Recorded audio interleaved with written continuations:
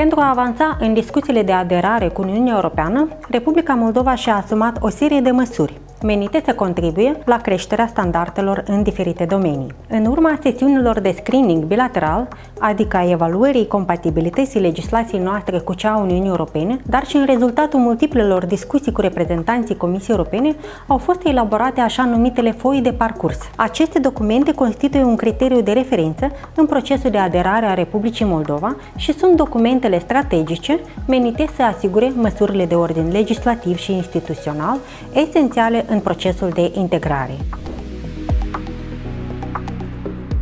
Ministerul Justiției îi revine rolul de coordonator al procesului de elaborare și monitorizare a implementării a două foi de parcurs, funcționarea instituțiilor democratice și statul de drept. Să le explicăm pe rând.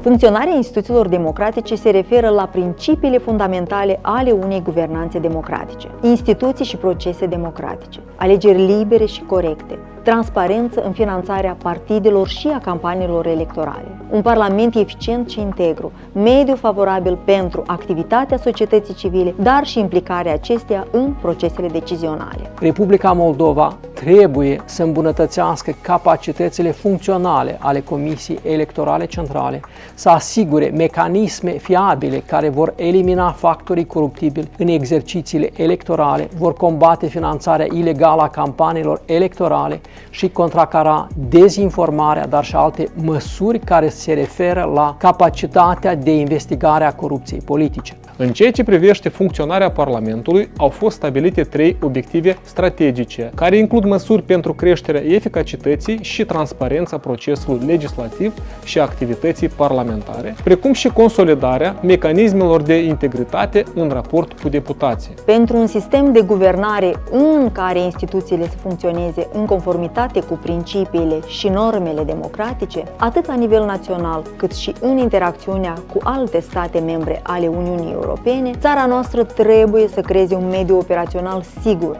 apărătorilor drepturilor omului și altor reprezentanți ai societății civile. Cealaltă foaie de parcurs vizează statul de drept și cuprinde acțiuni ce se referă atât la capitolul 23, numit Sistem Judiciar și Drepturi Fundamentale, coordonat de Ministerul Justiției, cât și la capitolul 24, numit Justiție, Libertate și Securitate, coordonat de Ministerul Afacerilor Interne. Capitolul 23 este orientat pe trei mari dimensiuni: sistemul judiciar, lupta împotriva corupției și drepturile fundamentale. Pentru sistemul judiciar este necesar finalizarea exercițiului de vetting, numirea judecătorilor la Curtea Supremă de Justiție, operaționalizarea activității colegilor de selecție și evaluare și cel disciplinar al judecătorilor și procurorilor, îmbunătățirea sistemelor digitale judiciare, creșterea ratei de executare a hotărârilor judecătorești, precum și îmbunătățirea calității instruirii juridice, în special în materia dreptului Uniunii Europene. În ceea ce privește combaterea corupției, măsurile se vor axa pe alinierea cadrului normativ național la standardele Uniunii Europene,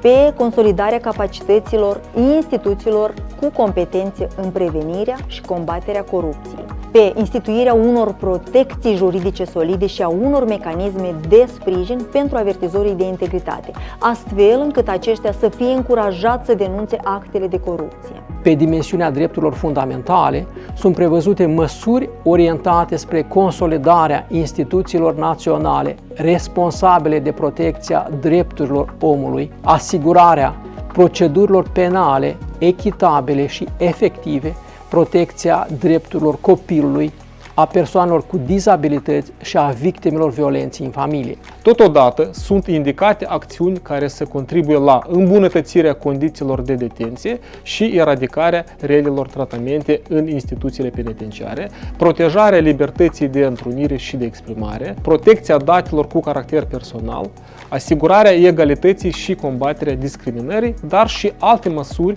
care vor asigura faptul că cetățenii moldoveni se bucură de aceleași drepturi și libertăți ca și cei din statele membre ale Uniunii Europene. Transpunerea tuturor măsurilor din foile de parcurs în legislația națională și mai ales în practică este esențială pentru încununarea cu succes a eforturilor de integrare a Republicii Moldova în Uniunea Europeană. Este important de menționat că implementarea acestor reguli ale Uniunii Europene vor contribui semnificativ la îmbunătățirea actului de justiție și a drepturilor omului în Republica Moldova.